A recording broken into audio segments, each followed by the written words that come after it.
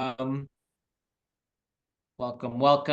You are in the right place. If you are here for a teach-in on the Charter Reform Commission that is headed to LA City in this next set of months that we are facing. Welcome. We're just going to let folks in for a few minutes. If you want to share in the chat box your name and also where you are dialing in from LA City, it would be great to know the diversity of folks that are coming to this call. So name and where you are dialing in from LA City in the chat box would be great.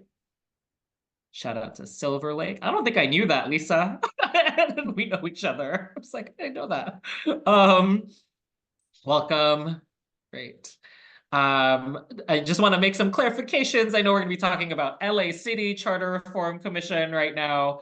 I know that folks who are interested in this type of work, in governance reform or things like that, may also have their eyes on LA County, which tomorrow there's a board meeting at which there could be, will be a second reading of a possible ballot measure that will be headed to voters this October/November that will seek to reform the charter of the county, including possibly expand the Board of Supervisors, create a new elected position, create all sorts of new committees or commissions. So we know that some of you are paying attention to that, and tomorrow, beyond the second reading, they could just pass it tomorrow as well. And so just want to put that on everyone's radar. If you are here at an LA City Charter Reform Commission teach-in, you probably also might be curious about that LA County Charter Reform set of proposals that'll be voted on tomorrow. So keep up with that. Google it if you need to. Today, we are talking about LA City, only one of 88 cities in LA County. And so the specific charter reforms happening within LA City. I think we can get started while we let other folks come in. So for folks who I don't know, my name is Godfrey Plata. My pronouns are he, him, his. I'm the Deputy Director at LA Forward Institute. LA Forward Institute is a proud coalition member of the Fair Rep Coalition. We've been supporting Fair Rep's interest and work to be in the weeds of lots of different governance reforms, in particular, since the leaked audio tapes that we all found out about in October 2022. I remember where I was when they leaked. But in particular, this coalition has taken interest in independent redistricting and city council expansion as possible reforms to LA City's governance structure that this coalition has met around. But today, we are here because, as you see on your screen, if you look at the top right-hand side of this graphic, 13 of you, maybe, 13 LA residents will help remake City Hall. By that, we mean you on this call, you didn't know this, whether or not you knew this, you are consenting to be part of a search party to try to get 13 really great, engaging, rooted in community, fair, equitable LA residents on some sort of commission that will actually go through the charter reform process, lead it for the city. We're in search of 13 LA residents that could be you or could be someone you know. And by the end of this call, you'll have a sense of what is a charter? What's going to be in it? What is reforming it mean? And who are these people on a commission who could change that for everybody in the City of Angels? That's why we're here today and why we hope you're able to really integrate yourself into this work. The other thing I'll add is during the first hour or so of this teach-in, our goal is to get you caught up to everything so that you feel comfortable talking about this Charter Reform Commission, what it'll do, who can be on it. And then at 7 o'clock for you today, we've got special guest Jeff Dar, who has helped to create reforms for the city. As many of you all know right now, our municipal elections, our local elections are aligned with much larger elections. And what that means is that we're able to see increases in voter turnout, and that influences the democracy we partake in and the outcomes that we're able to see as a city. So we'll have a special guest who has been through this process before, and understands what can be possible for the city. But again, we need you all as allies and agents of this work on the ground to make sure that we make the best decisions possible. So if we could move to the next slide, I'm going to pass things to my colleague, Lisa, who will introduce herself and our agenda for today.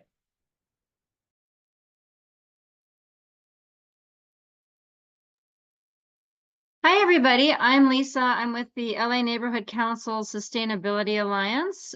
Great to see so many of you appreciating just how important this issue is. I think we've actually covered a lot of this.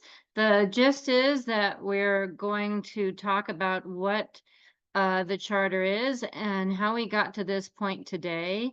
We're going to talk about the Charter Reform Commission, exactly what the structure of this is going to be and how you actually might be able to get on this important commission. And as Godfrey said, we're going to hear from Jeff Dar, who is the president of the Ethics Commission, but we're not going to talk about that role of his. We're going to talk about a role he had back in 2013 as a member of the Municipal Elections Reform Commission. Next slide. And we're going to talk just super briefly. We borrowed a little bit from our Sustainability Alliance agreements. We'd love to make sure that everybody assumes good intent from everybody else on this call tonight, that we demonstrate respect and appreciation, and that we all do our best to contribute and give space for other people to contribute. And we're going to open it up to more interaction toward the end. But feel free to use the chat as we go along. And I think, yeah, I'm done. Thank you. Thanks, Lisa. So now we're going to just jump into some 10 minutes or so of background information. If by the end of this hour and a half, our hope is that you get really interested in being a search party for this Charter Reform Commission, we have to build out a couple of pieces of knowledge together. First, what is the Charter? is kind of like the place to start. That would make sense. And so before I jump into these slides that I've prepared for you all, I just want to shout out LA Forward Institute is also a member of another coalition in this space called Our LA that has put together a ton of different teach-ins for ourselves and our organizations as well. And so some of the content that you're seeing comes from that particular work. But all of us are in this together, trying to shape the city together. What is a city charter? The best way that I often describe this is it's kind of like our city's constitution. Just like we have a constitution that shares the governing principles of our entire nation, our city, Los Angeles, has a 600+ page document called the City Charter that provides the ground rules for how governing works here. And in a moment, I'm actually going to walk you through almost like a table of contents of all the stuff that's in it. We're not going to dive deep into the 600 pages today because you don't need to. That can be the work of the commission. If you're interested in that, apply for the commission. But today we're going to just do an overview of all of that. Here are a couple of really important things. Because the charter exists and it's a really important document, to change what's in it, voters have to weigh in. So ultimately, any reforms in the city charter have to be passed by a majority of voters. A majority is 50% plus 1. That's it. 50% plus 1 of voters can approve a particular ballot measure that would then reform the charter. But how do things get on the ballot in the first place? You see that on the bottom half of your screen. The easiest way for something to get in front of voters onto the ballot is for LA City Council to go ahead and put it on the ballot itself. And so in a little bit, I'm actually going to show you at least 6 measures that will be appearing on our ballot this October, November for voters to weigh in on and potentially amend our charter. There's also a number of other ways for things to get in front of voters. So you can go signature gathering. If you get 316,550 people to agree that voters should be putting something on the ballot that amends the charter, we can amend the charter without city council at all. There can also be various commissions that are created in order to put things on the ballot in front of voters to amend the charter. There are elected charter reform commissions, meaning that voters would elect people onto a commission.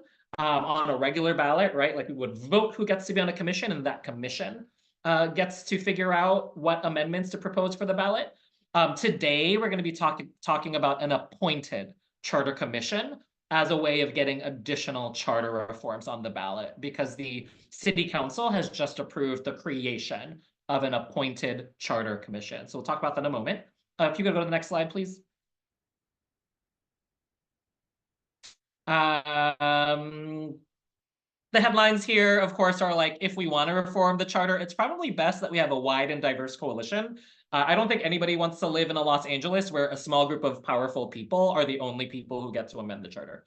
And so the goal here, of course, is to spread the word with you all, with the organizations you're a part of, and try to make folks as aware as possible of all the opportunities ahead to change the rules of the game for our city. Click, please.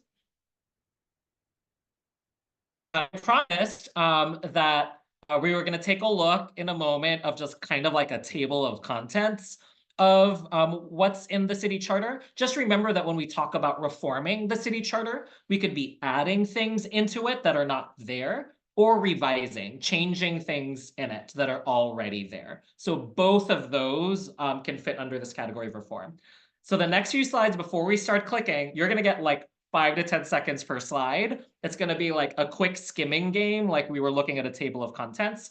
Again, we're not going to go deeply into this. It's just so you're aware of all the stuff that's in the city's charter. And in case any of this is interesting to you, maybe you should be applying for a commission or thinking about it. Go ahead and to the next slide, please.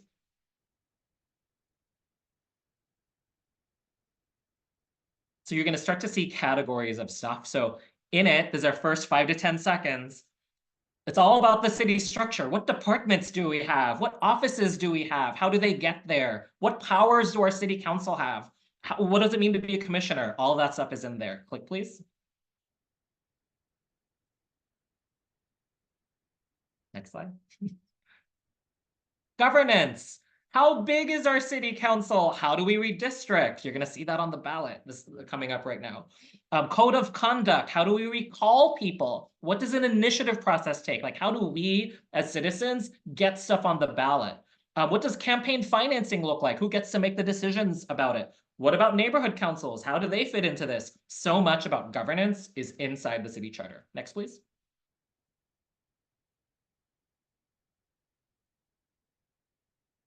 This is a big one that people don't think about. Lots of conversation happens citywide about policing.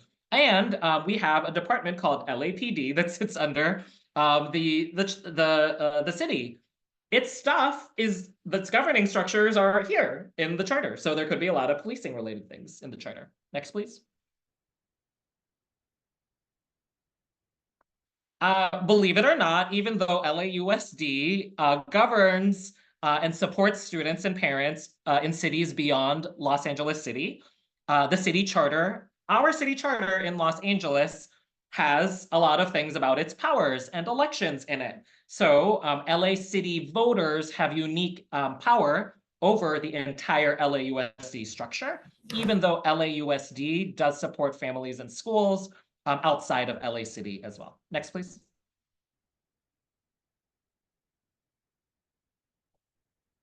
Budgeting, money, money, money. We always care about billions of dollars that get through a cycle of the city council's work and the mayor's work every year. And inside the charter are a lot of the rules of the game. Next, please.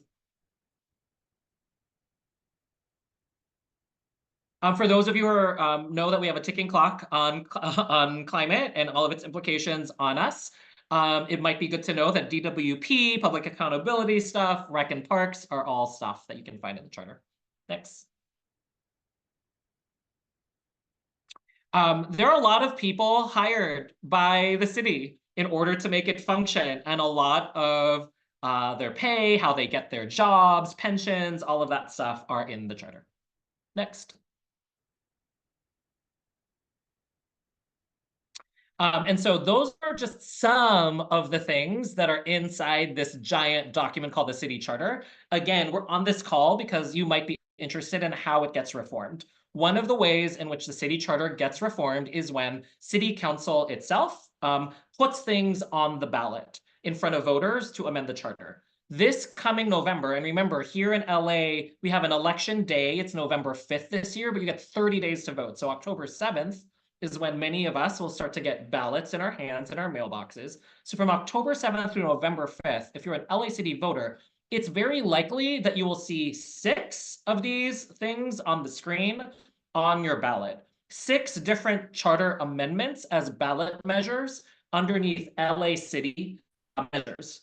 We're not going to go over these in depth, but you can see that what I've included is the council files for each of these bullet points. Oh no, it's a very hard to read, but there was a link there that said find these files. If you go to the City Clerk Connect, it's where you can like actually research and put in these numbers that you see on your screen. Maybe someone can put that in the chat box.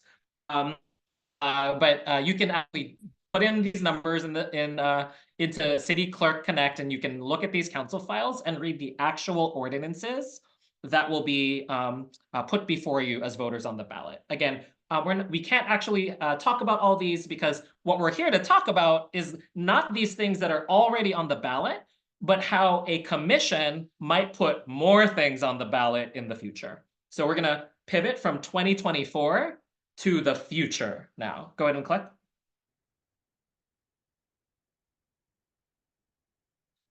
So again, we're in a lot of these conversations because of the Fed tapes, the leaked audio tapes that really positioned us to think about city council expansion and independent redistricting. There will be 2 ballot measures in November about independent redistricting. One to give the city of LA an independent redistricting commission. The second to give LAUSD an independent redistricting commission.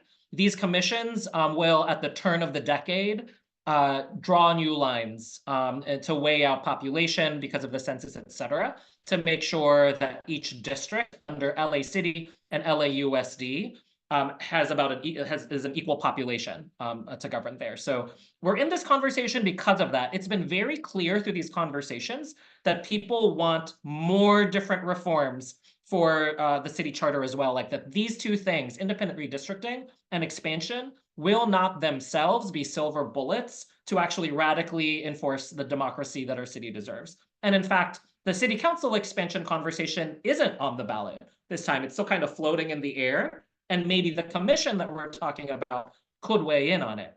But independent redistricting did move forward in front of voters to the ballot.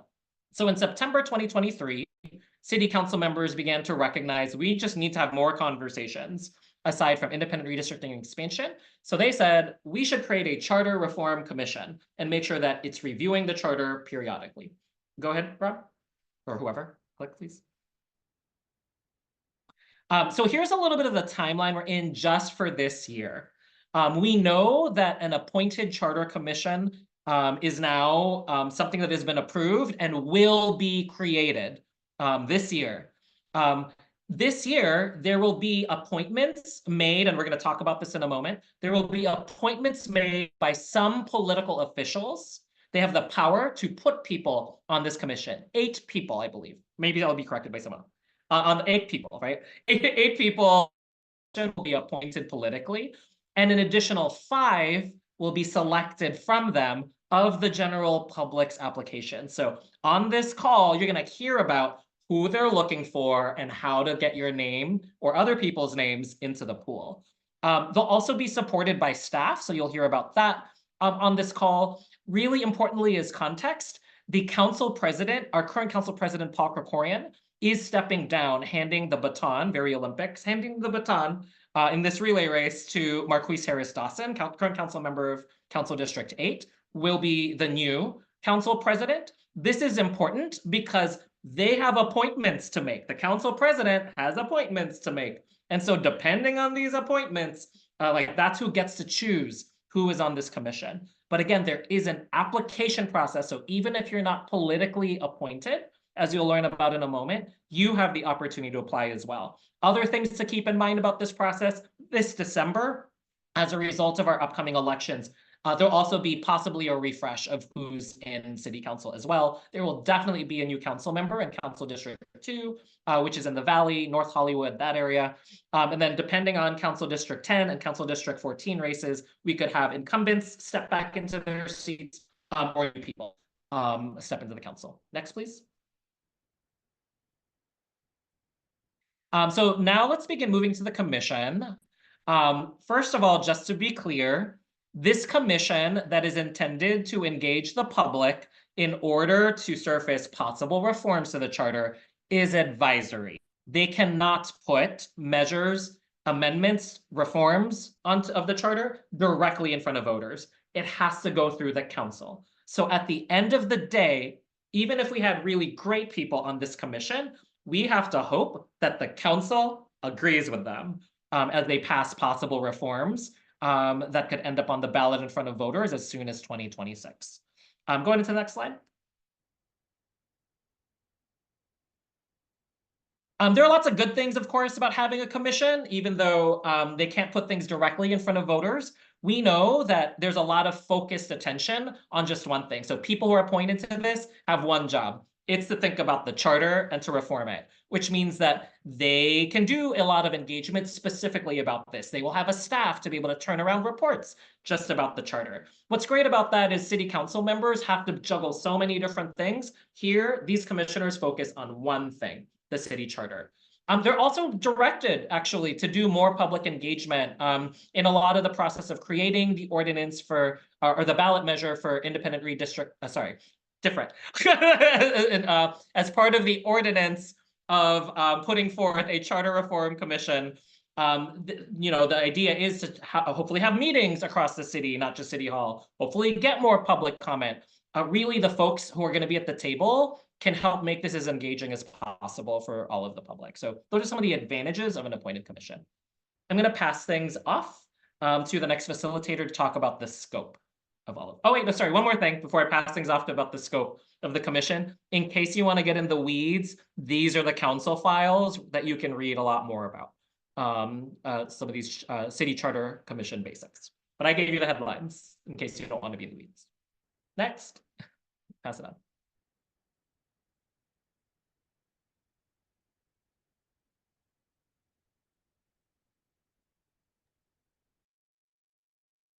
I think this might be, we might have messed up here, but I'm going to just step in for the sake of handling the torch.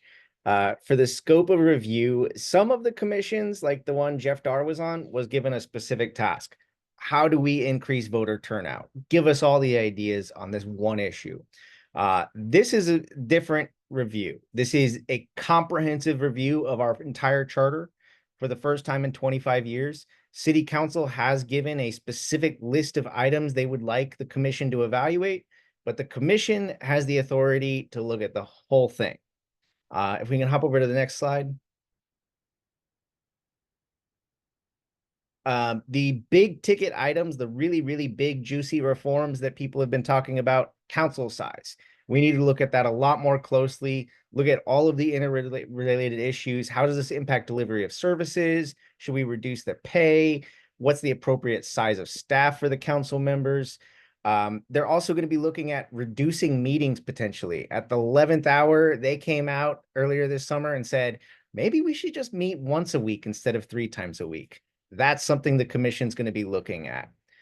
Moving from an annual budget to a 2-year budget so that we don't have this constant churn every single year, so that we're able to use our time more effectively. Departments can use their time more effectively. They're also going to be looking at neighborhood councils. That's something that was created 25 years ago, but we haven't looked at that since then in a real comprehensive way to figure out, are these effective? How should we change neighborhood councils potentially? We've also had a lot of council members getting indicted and then suspended, and then we have vacancies, but we're not sure if it's a vacancy, and we're not sure if we should have a special election. All of those questions, they are being sent to the Charter Commission to be sorted out. If we can hop over to the next slide. There is a long list of other items up for review. The council has put together over 3 pages of issues. Some of these are kind of in the weeds. They're not as interesting as others, but a whole lot that's been set up for people to look at. I promise you at some point this week, we are going to get this slideshow up, and I am going to have a full damn list of all of those issues so that you can look at them. They're going to be looking at a number of departments. Some of the ones that have been identified before already are airport, harbor commissioners, the powers that the controller and the chief administrative officers have, hiring practices, how many exempt positions where we don't have to go through the long hiring process do departments get. These are really big issues for the city family to sort out. So it's going to be a big conversation involving a lot of parties. There is planning reform.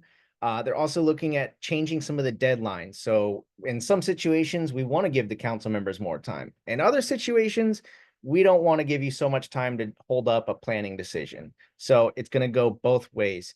The YouTube will be posted on the Fair Rep LA YouTube page. If we can hop over to the next slide, please. Okay. I can take over. And Rob, if I'm not mistaken, I don't think you've introduced yourself. I did not. Rob Kwan on Rig LA, handing it back to you, Lisa. Okay. All right. So some other reforms, and this gets a little wonky to say the least, because what needs to go to charter reform and what can go to charter reform gets confusing. But there are lots of things we can dream about. And some examples that we've thought about or that folks have thought about are ranked choice voting, which is gaining more and more popularity for lots of reasons. Lowering voting age, which is really exciting, especially if you are, younger than 18. Allowing non-citizens to vote, which is interesting for folks in the neighborhood council system because that's already allowed within that system. Planning reform will also probably very popular within the neighborhood council system. Ross, can you switch to the next slide, please? Oh, you look at, that's why you're smiling. Okay. So, probably a lot of you folks are familiar with the myth of the boiling frog, like if the frogs are sitting in the water and you just very slowly increase the temperature, I don't think this is actually true. I don't know if anybody's actually ever tested it, but the idea is that the frogs will just sort of hang out in the water and not even notice that they are boiling to death. My focus, as some of you know, is on sustainability, and we are in a crisis, as Godfrey mentioned a while ago. We're in a climate crisis, and most of us on this planet, and certainly our government, our city government, lots of governments, most governments across the world are not acting like it. And I personally think that our city government needs to be more responsive and more nimble. And I certainly think that charter reform would help us get there. It's certainly not the only answer, but I think it's part of the answer. So what I would love to do right now, I have some thoughts about, and had lots of conversations about how charter reforms might help us get there.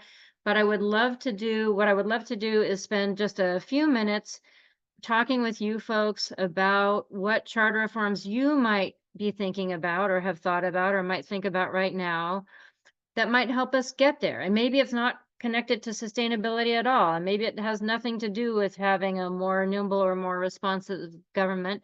But I'd love for us to spend a few minutes thinking about what charter reform ideas you have. So, what issues do you care about and what barriers to change do you see?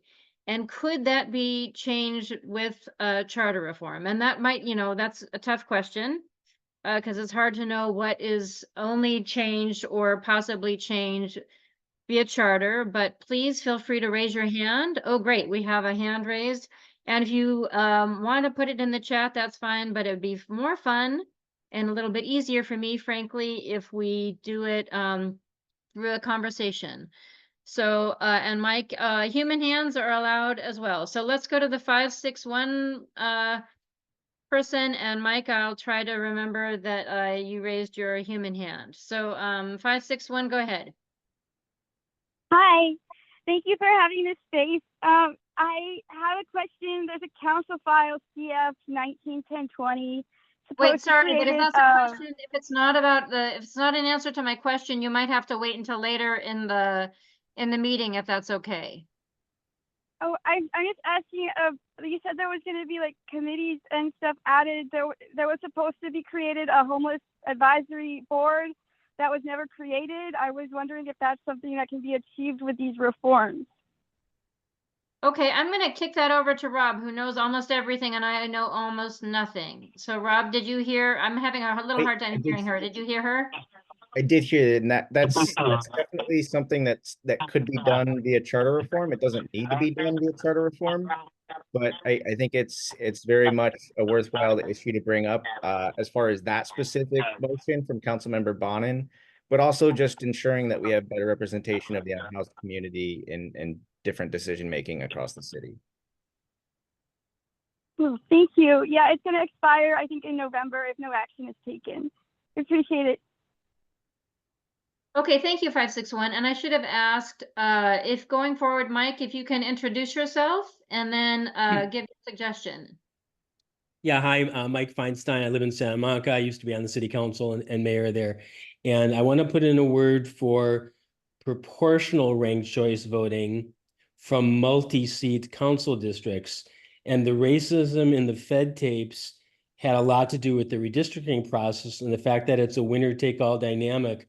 Whoever draws the districts, even if they're drawn by an independent commission, and some groups win and some don't. And if we can go to multi-seat districts that are elected proportionally, we can have a diversity within each district, which would, I think, be the only appropriate level to respond to the crisis from the Fed tapes. And then the other thing with land use and the corruption that Rob talked about, having individual council fiefdoms is a reason why people bribe the council members. And if we have more than one rep per council district and diffuse that power, I think it can be a powerful step towards reforming how the council makes decisions on land use. Over. Thank you very much. We can take one more and then we need to move on. Maria, you still have a chance. Yes, hello. Good evening, and thank you all for having us. I thought that the question was something that was something that we hold almost dear to our heart, or something that we like. One thing that I am into is helping formerly incarcerated people get back on their feet, as well as the unhoused. And thank you. And I think those are two issues that are, it's a good example of something that maybe is better done not in the charter. Just because charter reform takes a long time. We're talking about reforms going on the November ballot. Those are things that are, we try to keep charter reforms much more general to elevate structure, but there might be certain aspects to our charter that make it very hard to get people who are formerly incarcerated or unhoused, and make it hard for them to get jobs. So there may be particular issues you run across in your experience on those issues where it becomes clear there's actually a big problem with the charter and we have to address that. So a kind of complicated way of answering your question. It really depends on the specific approach. And I think it just goes to show that there might be some areas where you don't want to deal with it via the charter. If you don't have to, it's better not to. You only really want to go to the charter when you have to. Okay, And I'm sorry, go ahead, Maria. I apologize. Oh, no, I was just saying thank you. Okay. I'm just going to make an observation, something that Rob shared with me earlier that I think is, I think there's a link to it in the slides. I was very concerned by the minutia that was put in the recommendations to the Charter Commission. So I just want to flag that to Rob's point. Ross, can you please share the slides again? And move to the next slide. Thank you. So a little bit about what you get to do if you are fortunate enough to be on a commission. You get to help study issues and hear from the public hear public comments and bring in experts and meet with staff from across the city and investigate what other cities do and meet with elected officials and debate and provide recommendations and issue a report and present that report to City Council. And that is it for me. Thank you very much. Thank you, Lisa. I think I'll take over from here. Hi, everyone. I'm Ross Weisstropper. Thanks for joining us tonight. I'm just a member of the Fair Rep LA Coalition helping out tonight.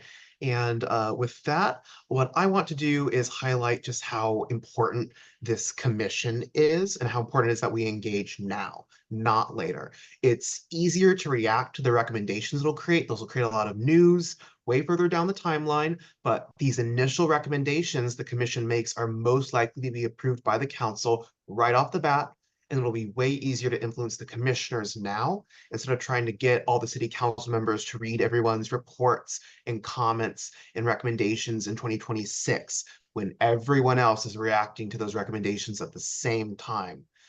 And these initial commission recommendations are also going to have a lot of legitimacy right off the bat. And even if the council doesn't take them up, because it is advisory, they will still have been recognized and they can potentially set the floor to kind of create a public standard that the council can't really back off of easily. And with that, let's turn to the question of how this commission will be composed. So the first 8 commissioners are supposed to be appointed in August to September, but far more likely in October. And the first 4 by the mayor, another 2 by the council president, another 2 by the pro tem. And all of them do have to also get approved by the full majority of the council. That's another 8 votes of the full city council. Those first 8 commissioners will then appoint the other 5 commissioners of the commission, who will again all need at least 8 votes of approval from the city council as well. And just to review this timeline, this commission is supposed to be fully staffed by the end of the year.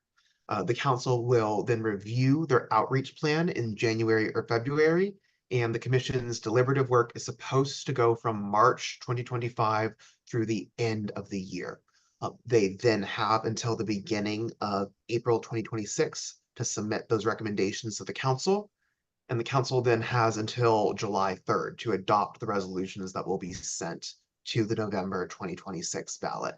And all of that seems like a far ways away, but as I said, the earlier you get engaged, the better. And with that, I will hand it off. Thank you. And we got a good question in the chat about the executive director. That's a super important position. Unfortunately, that is not a position that's going to be chosen by the commissioners. It's going to be an appointment made jointly by Mayor Bass and Council President Paul Krikorian and have to go through the city council for approval. There is not yet a website or anything like that. That is something that they're going to be working to get set up over the second half of the year. And link to the prior charter reform, I got that included for you later on. So I've got that commission report where you can look at all of that. And just to hop right back into things, the eligibility requirements. To serve on a commission in the city of LA, you have to be a city of LA voter. And that is something that that's why we mentioned that we would have to amend the charter to allow non-citizens to serve on commissions. That's something that the state of California, if you're a non-citizen, you can serve on a commission, but not here in the city of LA.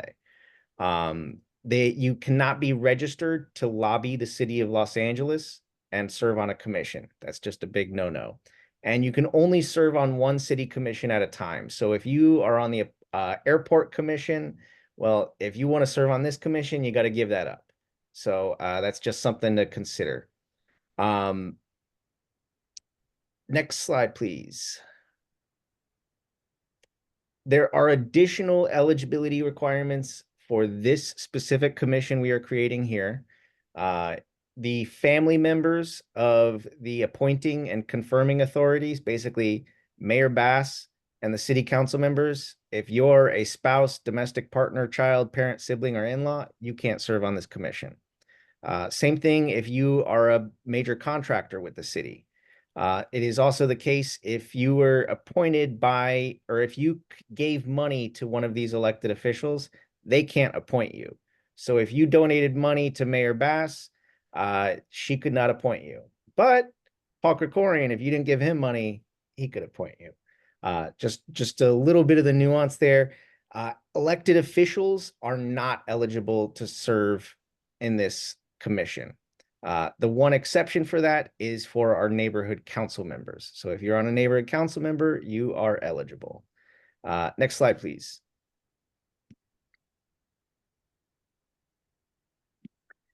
What makes a good commissioner?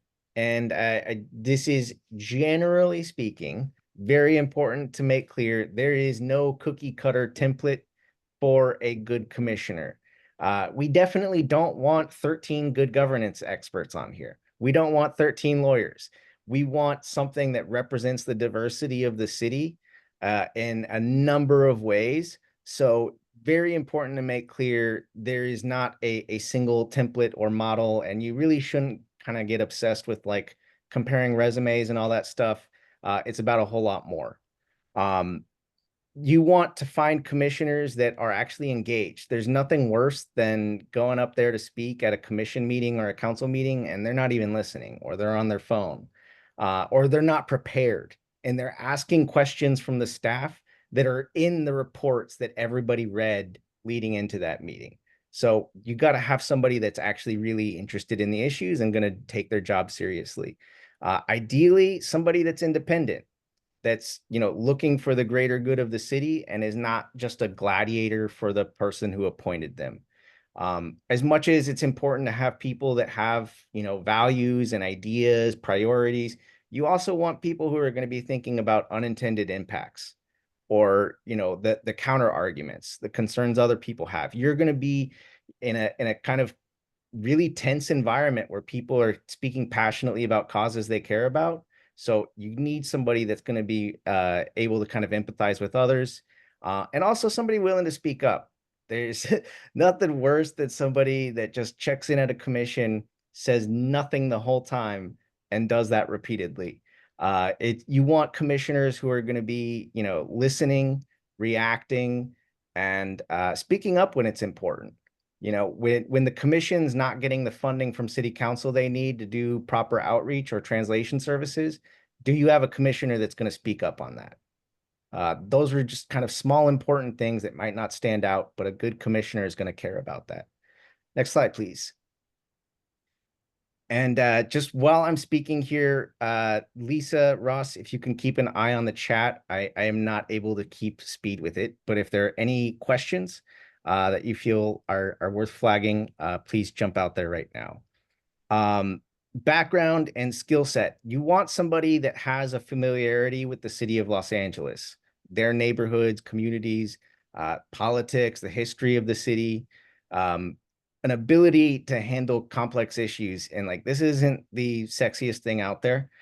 We admit that. We are endlessly grateful that we have so many of you here tonight, but it's really kind of a slog, and it might sound cool, like, oh, we're going to rewrite the city chart, but like, it's a slog, and it requires some work that is not necessarily appealing. So professional expertise, it might be somebody that has a strong background in governance, or a retired elected official, or a former school administrator. Somebody who is worked for the city a long time and is retired, or worked as a union organizer, or organized street vendors, or they organize a tenants union. It could be any number of things that really provide something at the table for the commission and the conversation. You might want to be looking for people who have relationships with organizations, and can work with, have pre-existing relationships with people out there, representing underserved communities. And that's something to just think about. There's I'm sure when we go through this appointment process, there will be a lot of thought and conversation about Valley representation, or representation of San Pedro and Wilmington. or a representation of certain communities. So there's a lot of, different people that we have to represent in just 13 people. Not easy to do. And as I mentioned previously, you've got to find people that are able to get compromise. Ultimately, the commission can only make recommendations if they've got majority support. So you need to have people that are able to work well with others. Next slide, please. This is a commitment. And I think one thing I do hope we can ask Jeff later when he's with us is I'm not sure if these commissioners are going to get any sort of stipend. I believe there's a minimum stipend for the commissions. That's around like 20, 25 bucks a meeting.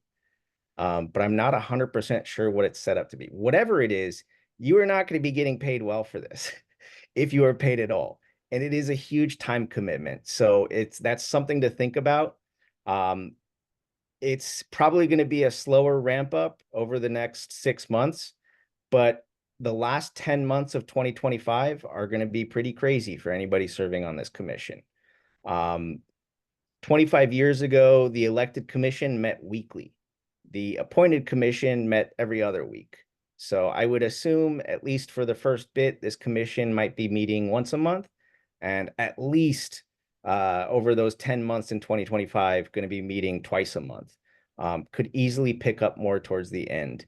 It will probably ease up a little bit in 2026 as the council gets handed things, and there'd be limited, follow-up there. But your 2025 is going to need to have some breathing space for you to survive this thing. If you serve on a commission in the city of LA, you got to go through ethics training, and you also have to make disclosures. Your financial interests, like if you own a business, your source of income, your spouse's source of income, those kinds of things need to be disclosed. And that is a public record, just something that you need to know that you're going to be getting yourself into. Commissioners in the city of LA cannot fundraise for candidates. So if you're big on the fundraising circuit, you love hosting parties and getting your name on the flyer, like this is not the thing for you, because you're going to have to take a break for a year. So that's just, if you're happy making donations and doing other things for campaigns, you're totally fine. But if you insist on hosting fundraisers, there's some limitations. The Brown Act, not something we have time to get into here, but this is a challenge for anybody that is on a body that has decision-making authority or just advisory power. And this is an advisory body. It is a Brown Act body. The net result of that meaning that there are limitations on what kind of conversations you can have. There is a requirement that if you're having a meeting, you have public comment. There are just some things that you need to understand as far as interaction, the fact that whatever you're creating is a public record, as far as emails, documents, things like that. So just know that like you're not an elected official, but you have to play by a lot of the same rules as elected officials. And that includes abuse from the public. That could come from some of our people who wield goat-shaped puppets. It could come from somebody like me. I cannot promise that if you are on this commission, I will always be nice and gentle. I hope to, but there are people who are going to say far worse things than I ever would or imagine. And that is just unfortunately the way the First Amendment, the kind of exchanges we have to make with the First Amendment, that there are people who are probably going to turn up to this thing that might be kind of weird. But for the most part, if you saw the redistricting process a couple years ago, there really is strong engagement from the public, and it's all worth it. At least I think so. Next slide, please. On to the appointments. There are two distinct windows for appointments, and it's important to kind of acknowledge the differences. Over these next 2 months, Mayor Bass, Paul Krikorian, and Marquise Harris Dawson are going to be making appointments to this commission. Again, they will have to be confirmed by the full council. That being said, it's going to be really important, if you want to be one of those 8 people, that you have some sort of relationship with those 3 elected officials, one of those 3, and or you have people close to you who have good relationships with them. And it's also really important to acknowledge that even though there's this second part where we have an open application process, it's really important that we get good commissioners in those first 8 because they're going to be the ones going through the applications. So the first step is really, really, really important. The second step, from October to December, we will have an open application process. The commission is going to be looking to balance for diversity, make those considerations as far as geography, demographics, whatever, all kinds of things. They're going to have a lot to juggle as they try to balance out for work experience or professional experience, education, whatever. Another thing to just note, this open application process, because this is a Brown Act body, if they're talking about applications and it's more than, 6 of them or whatever, they're going to have that at an open meeting. So this open application process is going to be one where there is greater influence from the public. Friends, allies are going to be able to turn out at these public meetings and say, you should pick this person, and explain why they should choose, go a certain way. Next slide, please, Ross. Things to think through: your capacity to serve. Can you make this kind of commitment? What kind of strengths that you might have? Is there a certain kind of subject matter that you have a leg up on? Think about what your pitch is for appointment. If you had to explain in 90 seconds, 2 minutes, why you should be appointed to that commission, what would that be? You'll want to start thinking about those 3 elected officials, but also the full council, because even if you're chosen through this open application process, you're going to have to get the support of 8 council members. So to the extent that you have some other folks on the council that you can maybe turn to, that is very helpful. And as I mentioned before, who else might you be able to turn to for help putting in a good word, sending a text message, shooting over an email, whatever it is? Those kinds of things can help and can help give you a leg up. Next slide, please. For advocates, if you're not necessarily looking to be on this commission, it's important now to start thinking about what issues you would like to prioritize, or your organization. You can start raising them in front of the commission this fall, but as I said, they're going to start getting to business in the first couple months of 2025, and they're going to have a very, very limited runway to make considerations of different issues. So to the extent that you can organize wider support, get a coalition together, those are things that you should maybe be aiming for early, mid 2025, because if the city council has not directed them to study something, you're going to have to work a little bit harder to make sure that they give it equal consideration to the other things city council has asked them to do. So there's just a little bit more work you have to do if you're trying to get them to start fresh, start anew with a different issue. Next slide. How to prepare. This is really, just to give you some ideas on what you can do to get a better feel for what a charter commission is like, what the city's history is. There is a Chief Legislative Analyst report from earlier this year that provides a background on charter reform commissions generally. On those council files that we've passed along, you can see department reports. The Harbor Commission or Neighborhood Council, they've responded and said, these are priorities, these are things you should study and why. Rafe Sonnenschein is the expert on this field. So I would highly encourage you to read the free ebook that he put out long ago. It's almost 2 decades old and a little bit outdated in some ways, but I got a copy sitting right freaking next to me.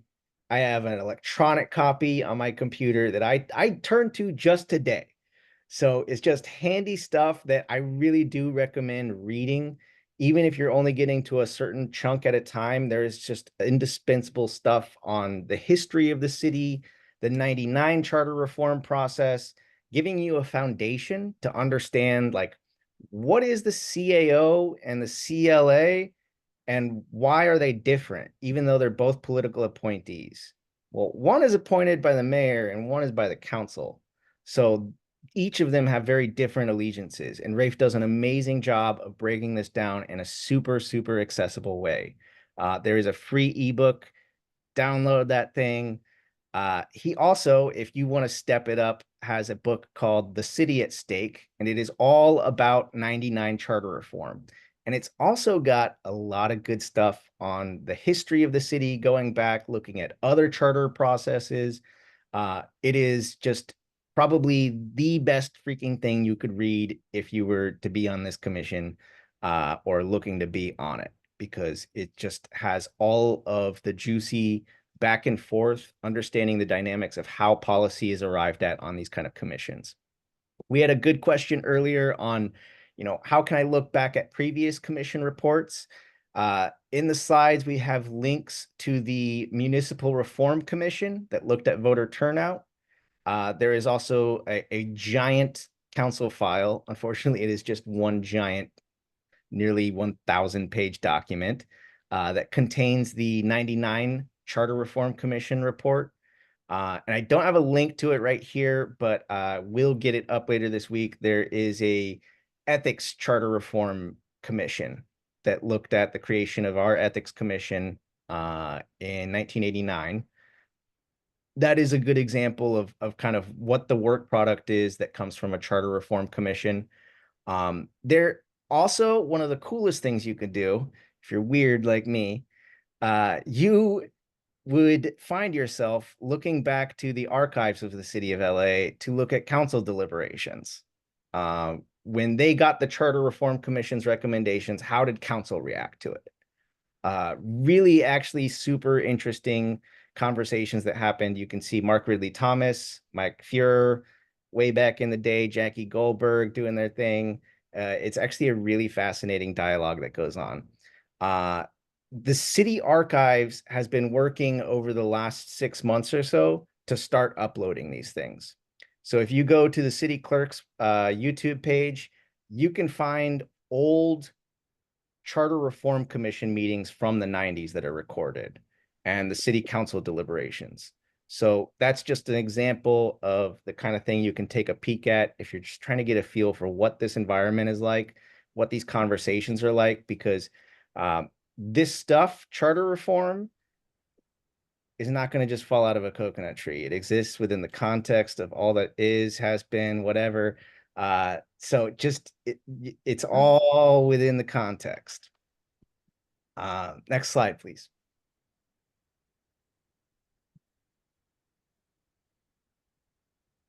And I think we just have 2 last slides, or actually 1.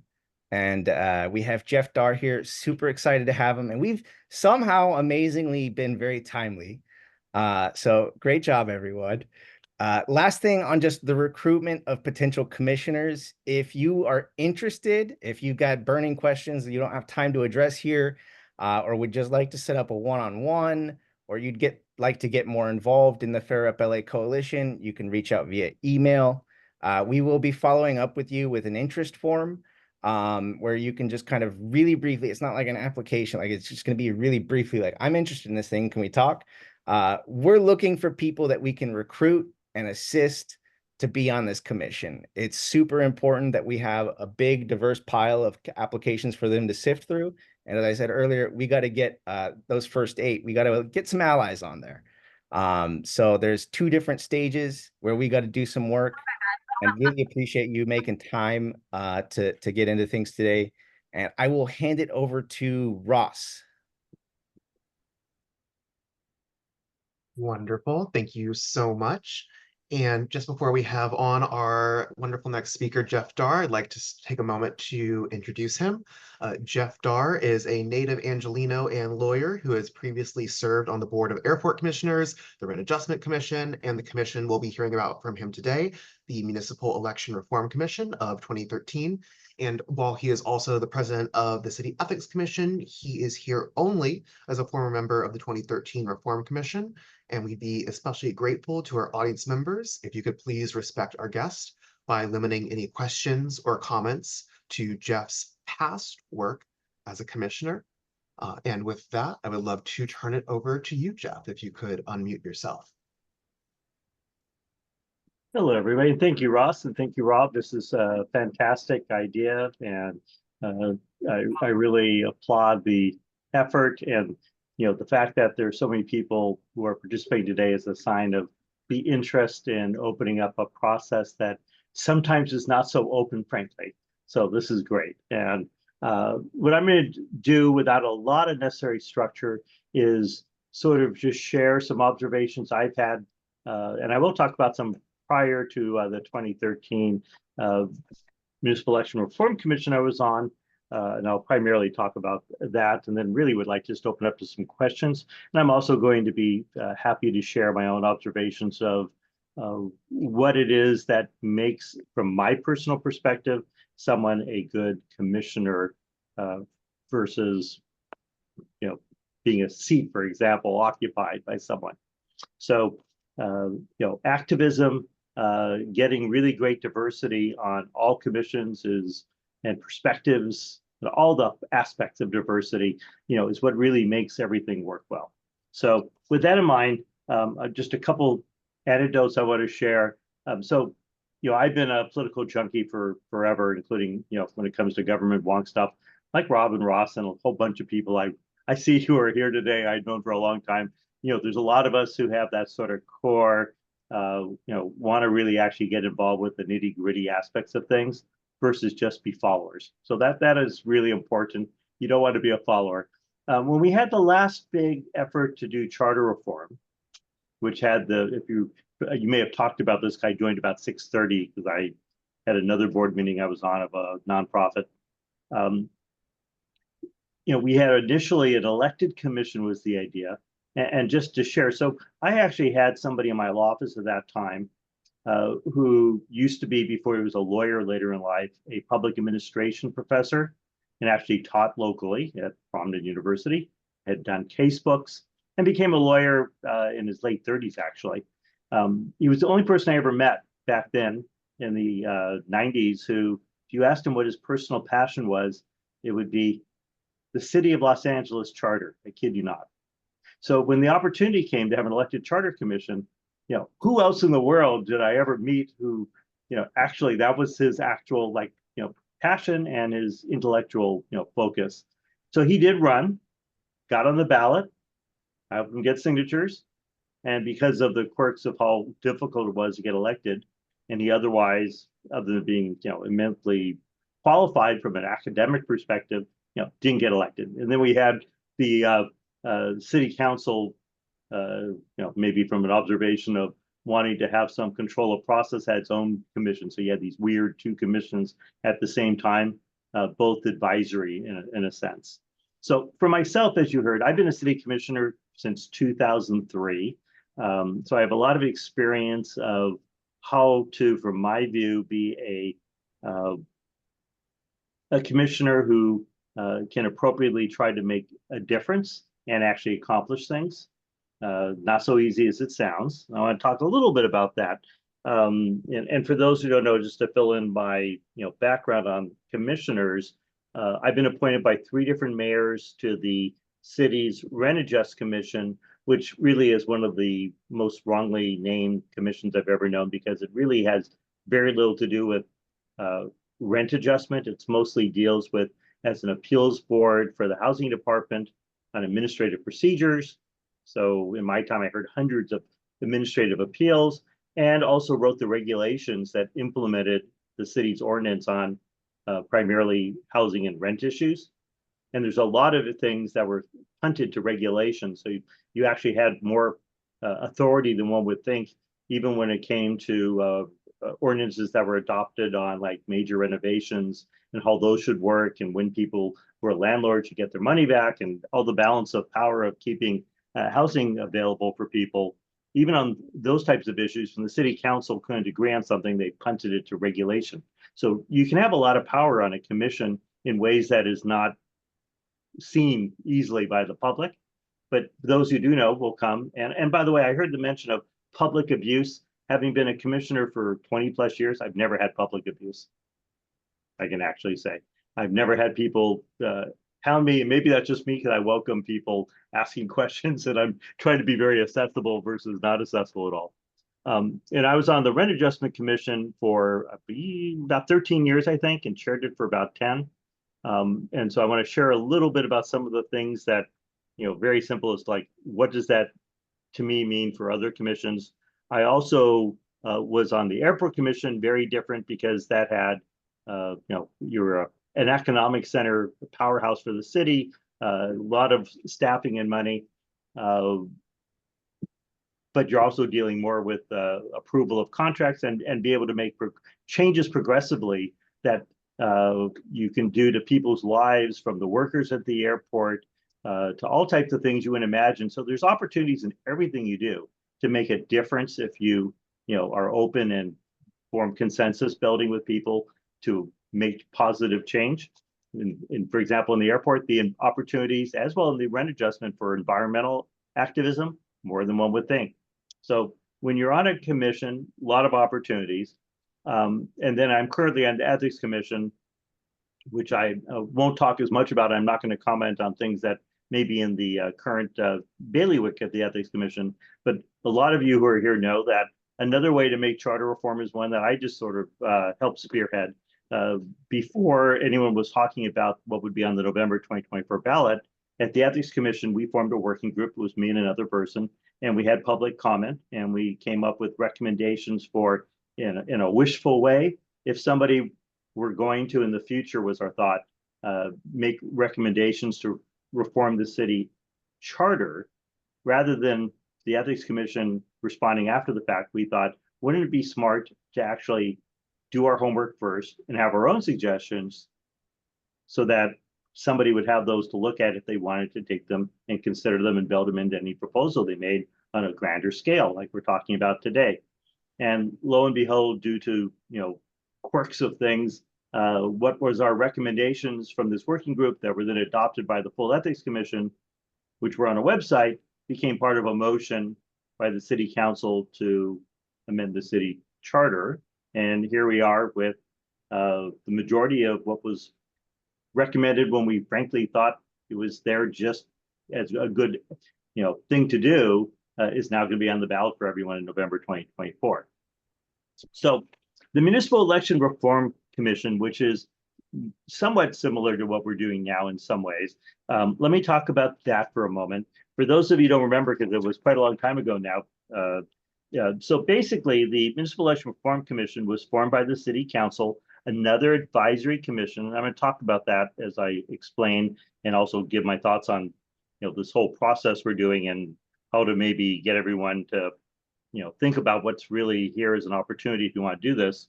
So the turnout for the March 2013 City of LA primary election was a dismal 28% of registered voters, and for the May runoff election was 23.3%.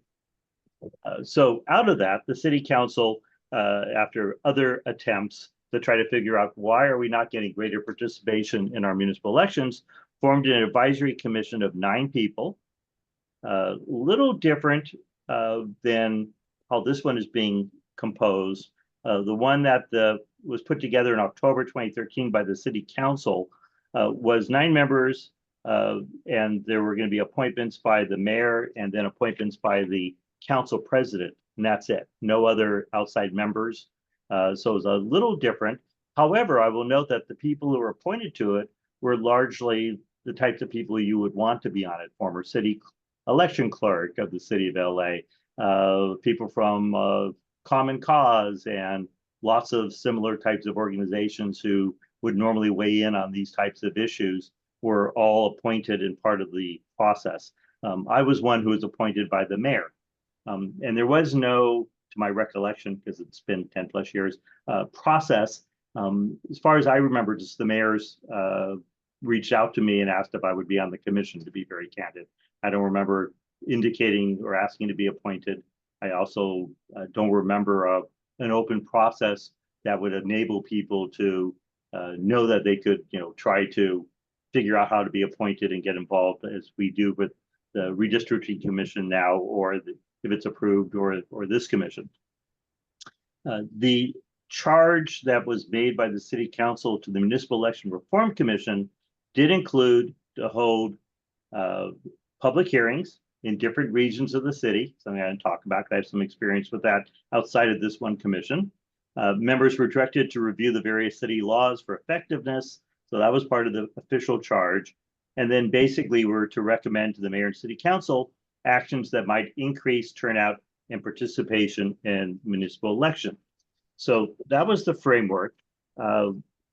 Just to make it clear, because Rob touched on this, unless it's in the city charter, I'm not aware of commissioners getting any fees for payments for serving on a commission, having a public hearing. Advisory members, I don't believe there's anything at all unless it's in something that somebody creates. And I will share that the typical practice of 20 plus years of a commissioner is generally commissioners are asked to waive whatever, like $50 a meeting would be in the charter. So, you know, have I been paid on the Ethics Commission for being a commissioner? Not a penny. If I get parking, I'm lucky.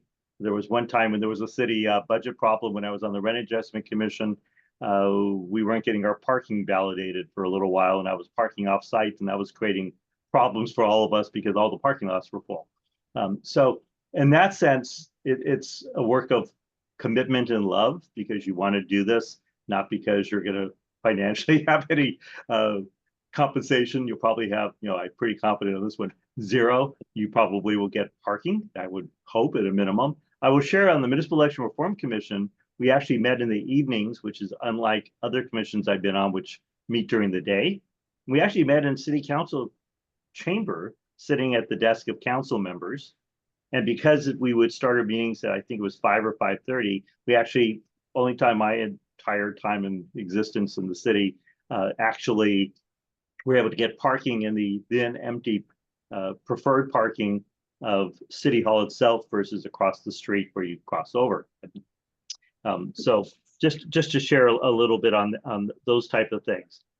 So meeting around the city, you know, that's not just during the day, but evenings. I will tell you that doing so is much more complicated, having looked into it many times. And actually, when I was at the Rent Adjustment Commission, we actually had 5 evening meetings all throughout the city to reach out to communities who otherwise never could connect with the housing department. So we actually brought the housing department at that time to people throughout the city. And we did in the evening. The problem with replicating that was the cost of doing that with staff overtime. And, you know, we had huge turnouts.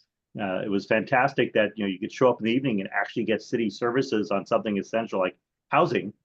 But doing it again was really a challenge, to be very candid. And I've explored it a number of times during the day.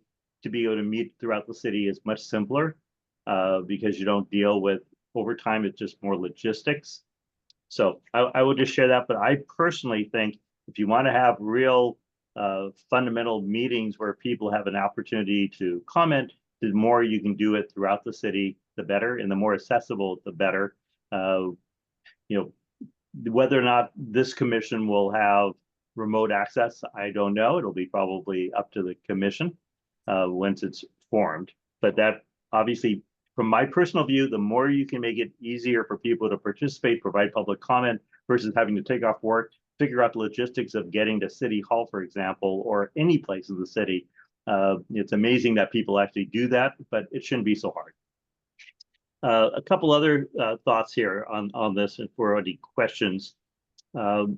So on the Municipal Election Reform Commission, we did have to extend our time. I'm trying to remember, it was 2 or 3 months because we didn't have an opportunity to finish up our charge as to making essentially what we finish up with is a report. And I'll talk about that in a moment. And I'll also talk about what our meetings actually were like when it came to how we did our work and how did we actually do work outside of meetings to be functioning. So first of all, when we had meetings in the evening, which was fantastic, lots of public interest, of course, a lot of people. You can actually, as a commissioner, part of what was important was who do we want to hear from? Who do we want to ask to come and present to us? Who do we want to be able to ask questions of? So for example, the Municipal Election Reform Commission, a lot of it included things like then Dean Logan, the brand new at that time, from the county registrar for where we were in voting and what's possible, what's not possible, collecting data, looking at other states, looking at other jurisdictions. To me, those are all basics you do. I do that all the time on every commission I've been on, by the way. It's like if there's other good ideas, or there's nothing wrong with looking at what works elsewhere or looking for ideas that you could build on. I mean, that's really a fundamental, but you'll have an opportunity if you're on these commissions, this commission, to actually help shape that. You also want to be very independent. If you go with an agenda, you're probably not a good commissioner, because one, it's a process. And while you may have ideas when you start as to what things in the charter should be looked at and focused on, and maybe how change, the reason why you want diversity and you want public comment is you really want to get other opinions, and that may help shape you. So if you come with an agenda, you're probably not the right person. Oh, I'm sorry, I heard someone talk. And then the other thing that's important is when you're on a commission, particularly an advisory commission, you're a volunteer, as you are hearing from me. It's something you're doing extracurricular to whatever your life may be, whether you work or don't work. It's very, very easy, especially if you have good staff, to defer to staff in setting agendas, defer to staff on a lot of the work, defer to staff on writing your end report. I learned a long, long time ago that while that's a common path of what's easy and comfortable as a volunteer, it's the last thing you want to do. You want to be independent, and independently, the commissioners of 13 on this charter commission should want to set collectively an agenda, or whoever you appoint as your leaders, your presumably chairs and vice chairs, however it maybe end up being structured. And then similarly, when it comes to meetings, it's really important to be independent and not just follow the lead of staff. Staff will always have their own agenda. It may or may not be an agenda that's driven by anybody, but it'll be an agenda. And as a commissioner, you want to have that independence. You want to have the ability to be critical in thinking and bringing ideas to the table that maybe otherwise would never be there. And so the result of an advisory commission, the great thing is, unlike other commissions which have a life of their own that continue meetings all the time with or without you, an advisory commission has a goal, which is to make a report. And once you're done with that report, you're done. No more work. So that part of an advisory commission is, and I just share this because it may not be, it sounds obvious, but it's not that obvious until you do it. That's actually a really great thing, because then you really are done, other than possibly going to explain it to the council, which I remember doing, as I'll get to, and I'll wrap up in a minute here. So on the Municipal Election Reform Commission, we had a report that, looking back at it, was, I think, 66 pages, very detailed. Not all of us, but the majority of us, I think, were very involved with the actual writing of this. How did we do our work outside of our meetings? We broke up by design into 3 different committees that worked outside of our public meetings. One was on research. That was the one I was on, by the way. One was on operations, and the other one was on outreach. And we collectively then took what we were doing and would bring it all together. And that's just not to say that's what you would replicate for this commission, but the idea of that is, again, why you want to be, independent, not follow staff necessarily, other than staff is really helpful because they'll do what you ask them to do, and they can do a lot of work, but they should do it based on what the commissioners want, not what they may think is best. Maybe the same to a large extent, probably will be, but you want to be careful of not being led by staff, because it's the path of least resistance. And then we also had minority reports. So one of the big things that came out of the 66 report that affected everybody was the consolidation of city elections from the odd years we used to have to now even years with the bigger general elections. And so we had, for example, a minority report that was really an opposition report to the majority recommendation to consolidate the city elections at that time. And that was a written report also. And we even had one minority report that I did that I was the only one on.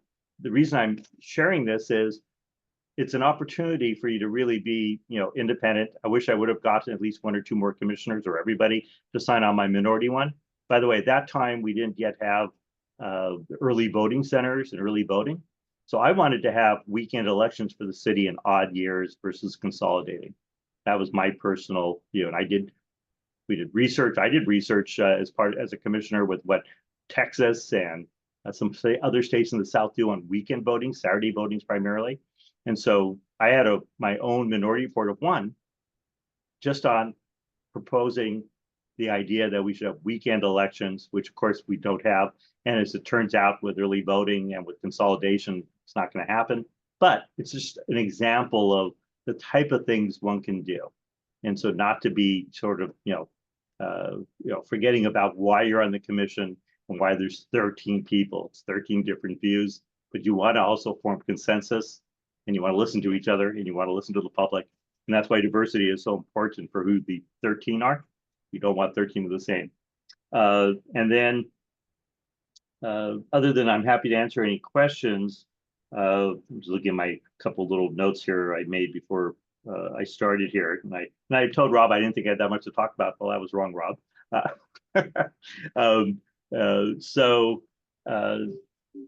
For anyone who gets the honor of being on this charter commission, I would just hope that you be independent, you really put in the time. It is work, but it's work that you should be enjoying doing, which is why you want to be on. If it's going to be something that you're going to be shuddering doing, probably not the right place. Yeah, it is public in the sense as Rob alluded to, you're at a public meeting and the public is invited. So you shouldn't be uncomfortable with that. And you should not be shy about asking questions. Usually if there's a question that you have in mind, everyone else is thinking of it, but they're just afraid to ask it. And whether it's a question the public should want to know the answer to, or the commissioners, I just think it's so important to be independent and not be shy, but in an appropriate way. You want to work with everyone, and you want to get to a hopefully a consensus of what are the main points. And again, as you can see from what I shared, I wasn't shy about being the only one at one time. I was also part of the minority report of 3, by the way.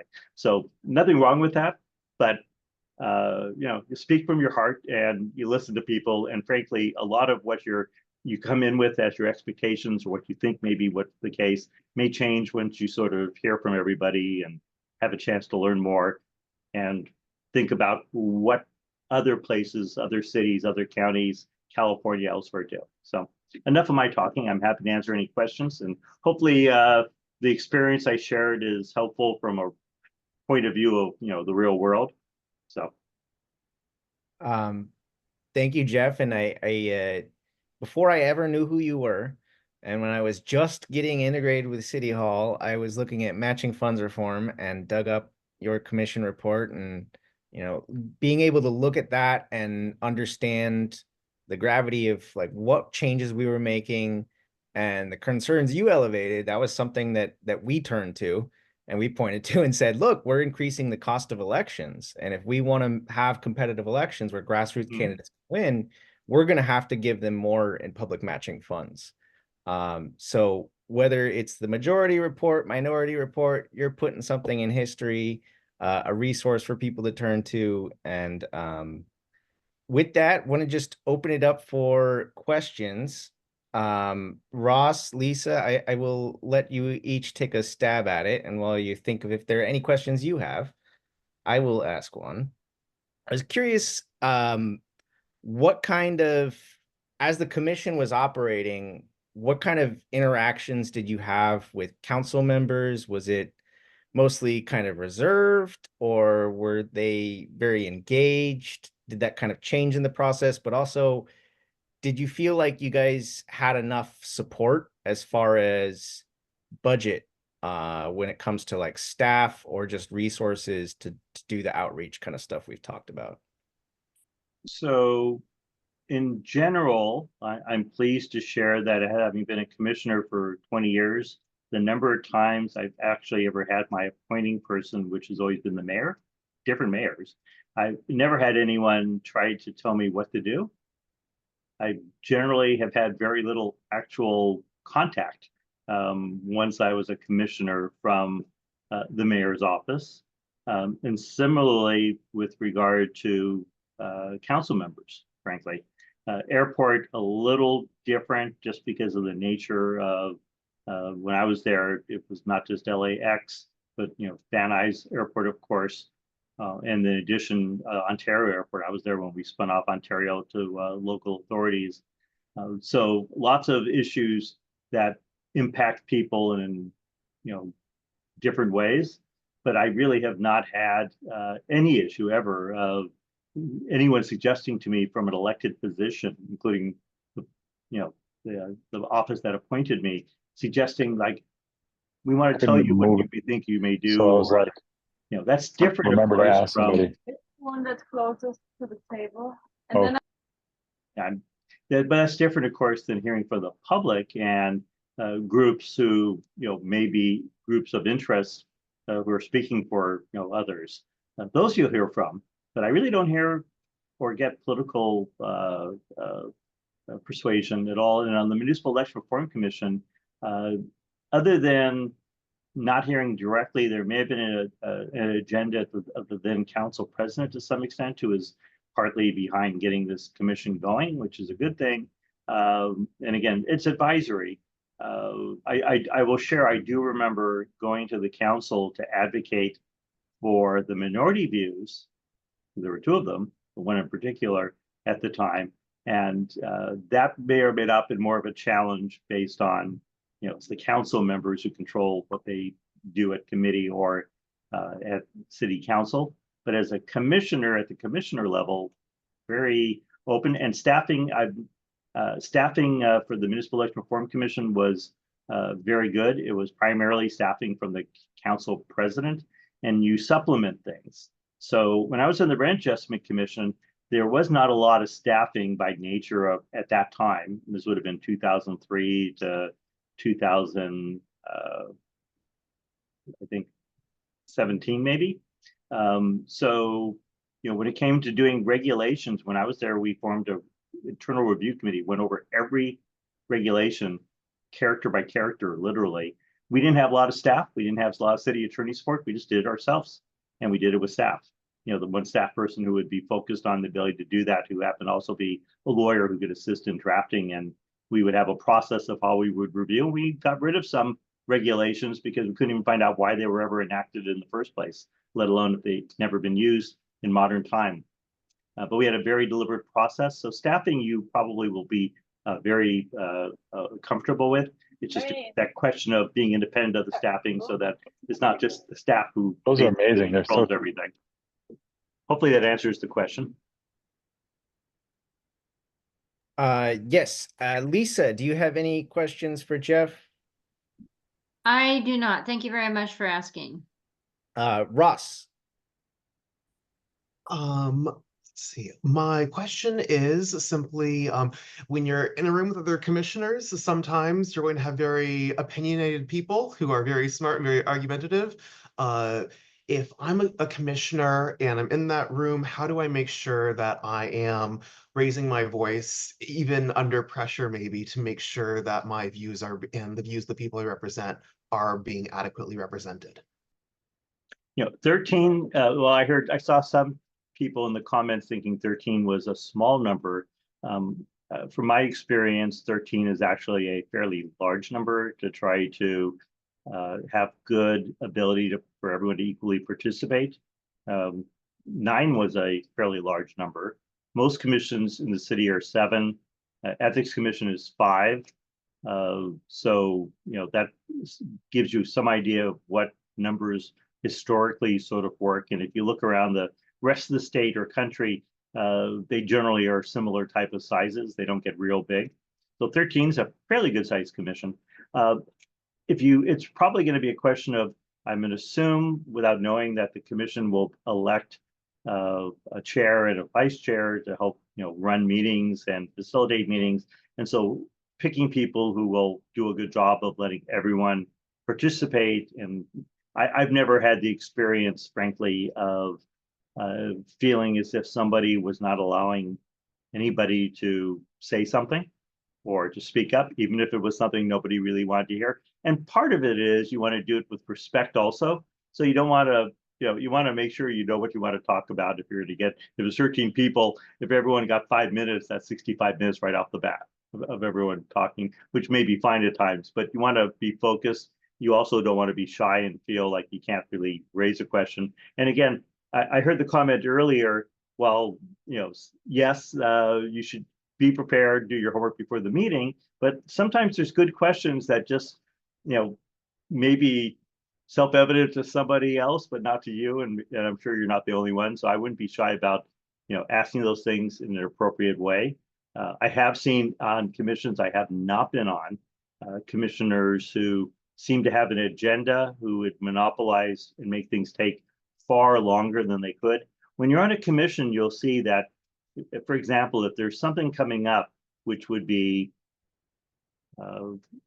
so this will be a meeting where we're going to hear from, think tank people on what charters work generally, for example, on maybe certain subject matters. Before the meeting, if you have questions or you want to why aren't we hearing from this person? You're not really prevented from doing, that's not a Brown Act violation. It's just you contacting staff or the head of the commission you're on to ask a question and to vet things beforehand so you can be efficient at the meeting. And that's something that, again, somebody who's prepared and who's diligent will do. Most commissioners, they're volunteers. There's good staff generally. It's easy to fall in that trap of not doing these things, but there's no reason why you can't, and be proactive in an appropriate way. That's not because you have some agenda. I have seen the agenda part. That does not usually get well received by anybody. And you also want to be respectful of everybody's time, because a lot of times could be spent by people, but it is volunteer time. So there's very little reason why most meetings should take hours and hours. For example, I'm going to speculate, since I really don't know how this commission will be staff structured or how meetings will be set up, but efficiency, but allowing everyone to participate, including the public, is really an important thing that everyone should try to make sure happens. And at the end of the day, you want to have a consensus. You don't want 13 different views that are all over the place, because that's not helpful for anybody. And at the end of the day, whatever report the advisory commission makes won't be respected if it's not a consensus of some general kind. And by the way, when I mentioned the Municipal Election Reform Commission, the MERC, having 2 minority reports, the vast majority of the recommendations were unanimous. So I'm ignoring, of course, the 60 pages of recommendations that had all full support from everybody. So, at the end of the day, we had a very great map of things to recommend that had full support with no dissent. That's really useful context. Thank you so much, Jeff. If anybody has any questions for Jeff, please feel free to raise your hand or drop it in the chat. We got one earlier from Andrew Rudick. He's curious what you saw as the most challenging aspect of the commission in the 90s for the group. Was it a particular topic, issue, or interpersonal outreach? I don't know if that was directed towards the 90s commission that you observed and I'm assuming that was the prior to competing, so to speak, charter reform commissions that included forming the neighborhood councils. And again, advisory, because the one thing that you want to try to do is to have a report at the end of the day that actually will have meaning and can be used by the public to help from because there's always special interests, and whoever the special interest may be, everything is special interest in a large part of who's involved with government. And there's good special interest from one perspective, or maybe from your perspective, bad special interest, but they're all special interests, including the ones that you think are good. So, getting something that actually can be, adopted by the city council and then put on the ballot is what you really want to try to do. So that's why this idea of working together and hearing a lot of views is, from my view, very important. In the 90s, I think, part of the challenge, and again, I was just an observer like everyone else. I wasn't involved with either of the commissions, but as a political junkie, I was around and involved. And, it's also, my memory may be a little fuzzy on some of it. The neighborhood council was a really interesting one, I remember, just because, the question of how much power do you give someone? And again, that, if you give too much power, will special interests co-opt neighborhood councils?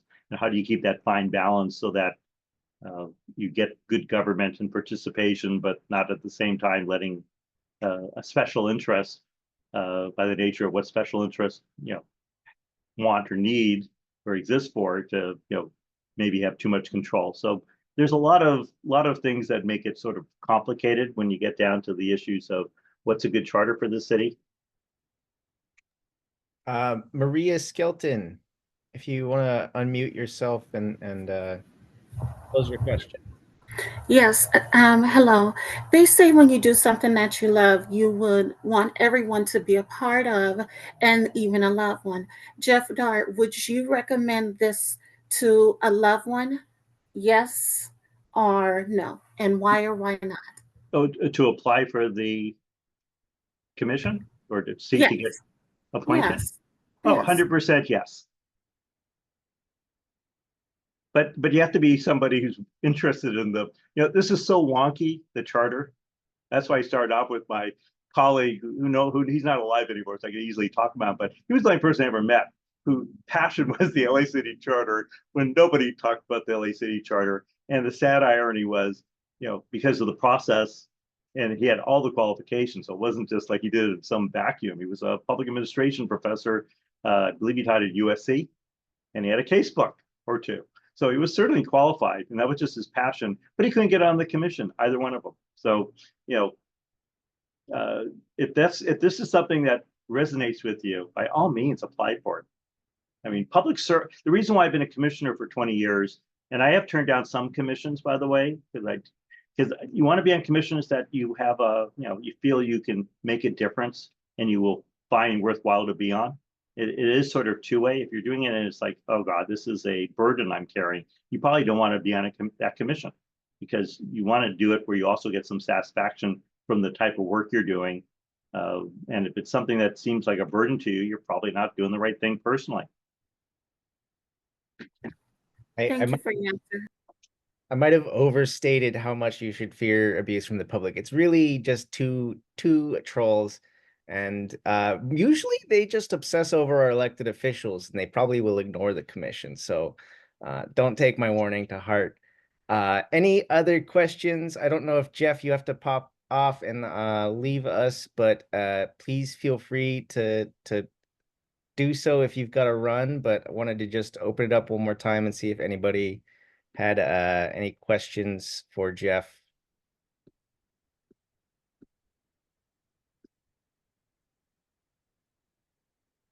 Well, thank you again. Really, really do appreciate you making yourself available for your service to the city. And as I noted in the chat, Jeff gave us a very linear presentation of the ethics charter reform process, but it was a huge, huge pain to get that thing through. And I'm endlessly grateful for his leadership on that commission. There are a lot of people who are a part of the city family serving on commissions who would have been far more delicate and apprehensive to speak up and give gentle nudges to our elected officials and make sure they understand the importance of these issues. I know that we would not be where we are with some meaningful reforms heading to the ballot without you showing that leadership a few years ago, getting the ball rolling, but also making sure it didn't just die in committee, which is what has happened way too often at City Hall. So again, just super, super grateful for your service to the city and showing up tonight. And thank you, Rob. And as Rob, I think, knows well, and maybe others, being proactive again, I do what at least I try to do what I say, being persistent to try to get hearings on things and to push things, which is all behind the scenes, is something that somebody has to do. And if you're a commissioner, no reason why you can't do it. That's all I will say. It doesn't have to be staff.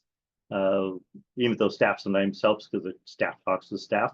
So that's sort of circling around to my beginning sort of general philosophy personally, which is, do this because you will enjoy doing it, and do it because you'll be open-minded and you really want to make a good, difference in the city, but without an agenda. If you're doing this with a full agenda, you're just probably, the wrong person. You should be the advocate who comes and provides public comment and sends in, reports. And do remember the one thing, I'll just add one more thing. What commissioners don't often get, which is really what's so helpful, is not just somebody coming in talking for, their couple minutes. It's sending in something in writing that becomes part of the record and can be actually digested. And when it comes to charter reform, it's going to be very technical. It's going to be a lot of, what's a good government policy. And if you're trying to help shape that, sending thoughtful things in writing is always going to be infinitely more likely to be helpful and used than showing up and talking for 2-3 minutes. So just to share that from a commissioner end of receiving things. You'll see that in our ethics commission agenda, since I've been president, we have how to do that built into the agenda. It wasn't before. And that's largely not because it looks good. It's because I really want people to provide written comments if they want, because it's just so much more helpful to have and digest and keep track of. So. Thank you for the words of wisdom. Thank you for taking time out of your night. Thank you, thank you, thank you. Want to just make sure I tried my best to go back through the chat. And Ross, if you don't mind de-spotlighting Jeff, just so he doesn't feel under pressure. Wanted to just check and see if there was anybody who did not get their question answered in the chat, or has some stuff that never got touched. We are at 7:45. So this is the crew that is just down for charter reform, taking it hours at a time. Love y'all. But we can go head off and eat some food and enjoy the rest of our nights. But we all got here for a reason. So if anybody has any thoughts, questions on charter reform, if you got a pet issue, do not feel greedy.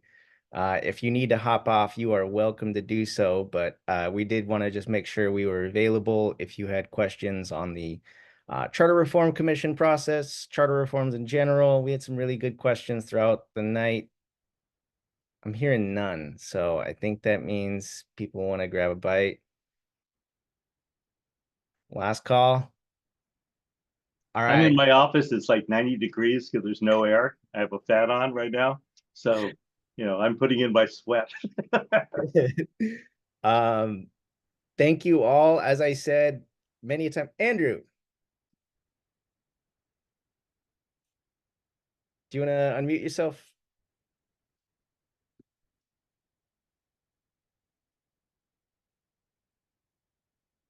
Are you able to? Oh, sorry. Okay, there we go. So sorry about that. I'm just curious. It's a little bit of a niche subject, but the secession, the rationale for the Hollywood secession and other cities in LA County. I'm wondering if Mr. Dar or others have any sort of perspective on what was the impetus for that, if there was one, just generalized, and if there's anything that they have to speak on about that and the secessionist movement of the 90s, late 90s, and if we will have any sort of reason to believe there is a repeat for any sort of groups to be pushing for any of that this time around. Well, I'll turn it to the Valley resident, Valley expert. Yeah. So, I'm on the Ethics Commission. I very carefully have changed my past activism to be not politically active for the first time since I was 14. However, back in the time of Hollywood and Los Angeles secession, it's a public record. I was very active as a longtime Valley resident, San Fernando Valley. 5 of us formed a group called One Los Angeles. You may or may not remember if you were around back then. I think secession was on the ballot in 2003, if I recall. I may have the year wrong. And One Los Angeles was Valley activists who were supporting having one city. And there was in Hollywood, of course, a separate ballot measure. I also was involved with LAFCO, which is the state agency that dealt with how this all came together, including sort of tying in one of my pet issues at the time was one that still sort of exists in our state, which was based on state law at the time. The vote for the breakup of the city of LA and the breakup for the city of Hollywood. City of Hollywood, if I recall, was just for the Hollywood residents. The breakup of the San Fernando Valley, which was more than 1 million people at that time, and would be at that time the 6th largest city if it was its own independent city, was a citywide measure. So you're asking everyone in the city to agree that a third of the city can separate. But my personal pet issue was the idea that we had a concurrent election, just to be wonky for a moment. So, and I even wrote an LA Times editorial on this at the time.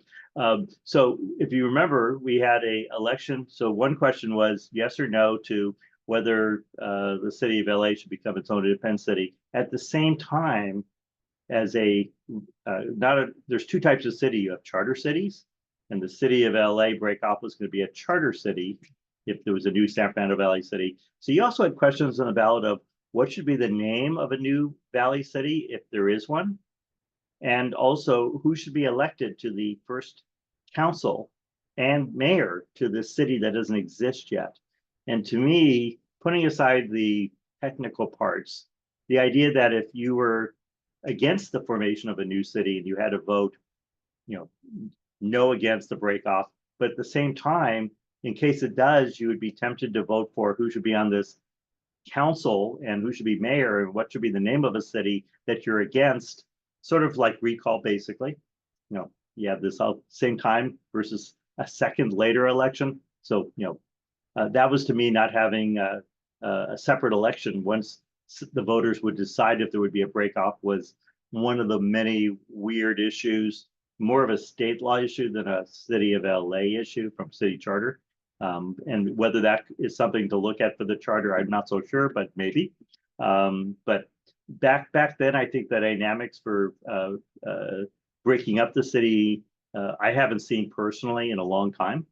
And partly because the nature of, like our two-party system, if there's people out there who have views that aren't being addressed, typically the controlling, whether it's two parties or whether it's the city government, they then address them and essentially co-opt what's the opposition to not be in opposition. And I think in large part, that's why you don't see today talk of breaking up as much the city of LA by either having Hollywood or the San Fernando Valley or another part spun off. And I'm not sure if that makes sense in the way I presented it, but I could talk about that from having been involved way back when, and it was way back when. And if you remember, the vote in the city of the San Fernando Valley was narrowly for spinning off. The overall city vote was far from that. So that was part of the many hurdles. But from a good government perspective, one of my personal issues with the whole thing was why are we have to vote for a city that we don't, if you were against it, want to have, but if the voters chose it, don't you want to have a say that in who should be on a city you're against, or what should be the name of a city you don't believe should exist? So those types of interesting issues, but I'm not aware today of Valley Vote, which was the San Fernando Valley part group they're still around, I believe, but I don't see them being particularly active. There are still people proposing and trying to get the city of LA to be broken up, but I don't see much talk awareness of it at all, and similarly with Hollywood. So, and by the way, remember one of the things just to reflect on what I said being the case. So, there's more at that time of breakup, the San Fernando Valley, the biggest part, because it was 1.1 million people, if I recall at the time, was underrepresented with council members. That's not the case anymore, and that was partly came out of it. So a lot of positive change came about from these types of efforts, because the concerns and problems were addressed in great part. I would represent to everyone. And so today the San Fernando Valley has more than a reasonable number of representative representation with elected council members on the ballot. I will note that the number of commissioners may not be at the level it should be. And where I live, which is the northern part of the city, Council District 12, I think we historically have had fewer commissioners than other parts of the city. But in greatness, representation has changed, and that's, I think, why you don't really hear much complaints like we did way back when. So Thank you. Any other questions? Well, just another plug for Rafe's book, The City at Stake. There is all kinds of good stuff on everything that led to charter reform, but also secession and the many layers to that. Raquel noted in the chat that that was, you know, the time period after the 92 unrest was a big element to it. We also we're seeing in the years preceding that, you know, the rising power of the valley as far as population wise, and that not necessarily being reflected in City Hall itself. I think another factor that's kind of nailed things shut is that the valley is very, very different now from the way it was 25 years ago, as far as demographics go. Mhm. In particular, you know, the Latino vote against secession in the East Valley was really pivotal in defeating it, and that population has spread outward, and that's in part why we had an increase to the number of districts in the valley. Was because the area of the city that grew the most was the West Valley, which if you put money on that going into the redistricting process, I don't think anybody would have bet on. But surprisingly enough, that was the case. And you know, and by the way, you know, having somebody who grew up in the San Fernando Valley, when I grew up, it was the least diverse part of the city. Frankly, you know, remember busing that came out of the anti-busing movement came out of the San Fernando Valley. And today, I think it's probably reasonable to say that the most diverse part of the city is the San Fernando Valley. So talk about, you know, positive changes, and, you know, the demographics have totally flipped, where, you know, I think we're now the most diverse part in the valley where I live. So speaking for the valley, you know, very different from the one that I grew up in, both in numbers and in just, you know, who's there. And I do believe there actually is efforts ongoing to maybe break off East LA, by the way, if I recall. I do follow these things. So I don't want to not note that. I don't know too much about, you know, how likely that is to happen. And I'm not in a position to really talk about it much, other than I do think there's maybe some ongoing current things. The process with LAFCO, which is the state, which is the local, the entity that has to approve any type of changes in government structures and things when it comes to like a new city or ending a new city, is so complicated. And, you know, by itself, it's all geared for activists to be very challenging, is what I will just comment. You know, some great points being made in the chat. So want to just pause one last time and see if there are any questions. This is your last chance. You're going to be eating dinner and regretting it. Miran. I just want to say thank you, Jeff, for all your service to our city and being a great commissioner. This was indeed a very informative, productive. The analysis was incredible, and thank you for enlightening us. And thank you for Rob and his team for having this session. And for all of you, keep up the job. And Jeff, I wish you all the best. Thank you, Miran. I didn't know I had a team. Like not my team. We are a collective team. Yes. Thank you, Lisa, Ross. Really appreciate you putting in work leading up to this, and really appreciate everybody being here. We are at almost the 2-hour mark, so I am just gonna forcibly cut things off here and say that please keep an eye out for your email. You'll get a bit more later this week.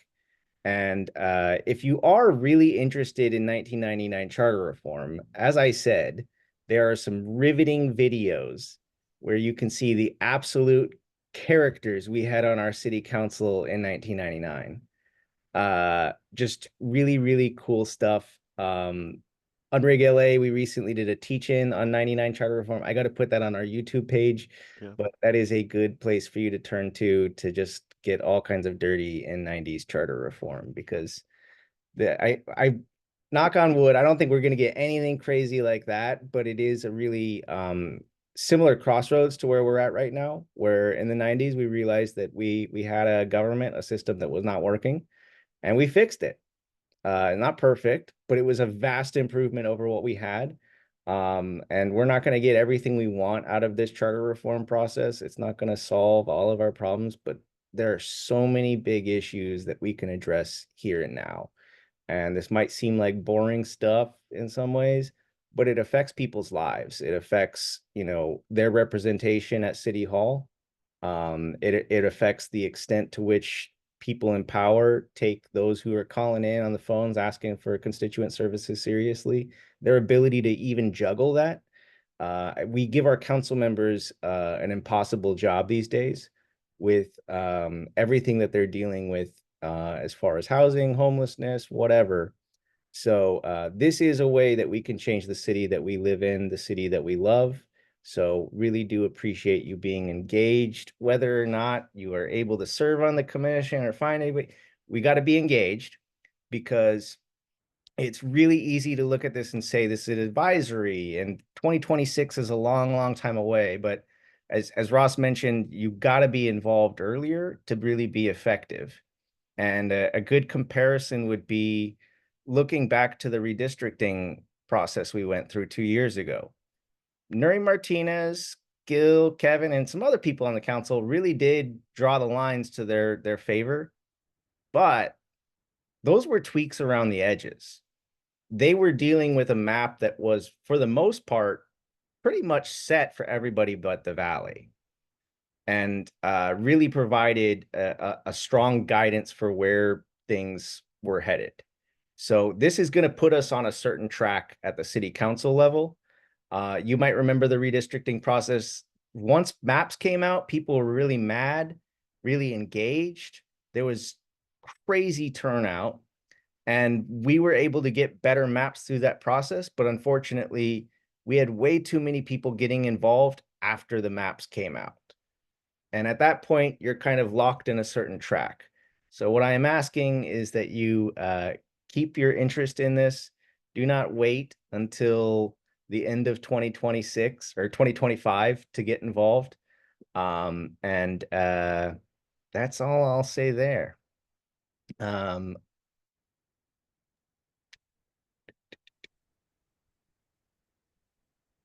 just looking at the chat to make sure that we got back to Glenn. And it looks like Ross did. We are happy to connect with you on the LANCC and find a way to give a pitch for this.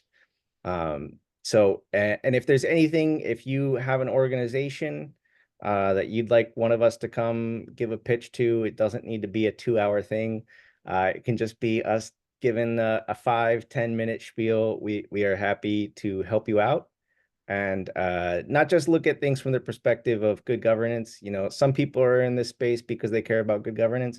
Other people, they're in this space because it doesn't matter what good ideas they come up with if we have a broken government. So you might have your pet issues, the things that you care about, and we might not have expertise on that specific area, but are happy to help talk those things through with you and point you in the right direction. All right, y'all. Thank you so much. Have a great night. Take care.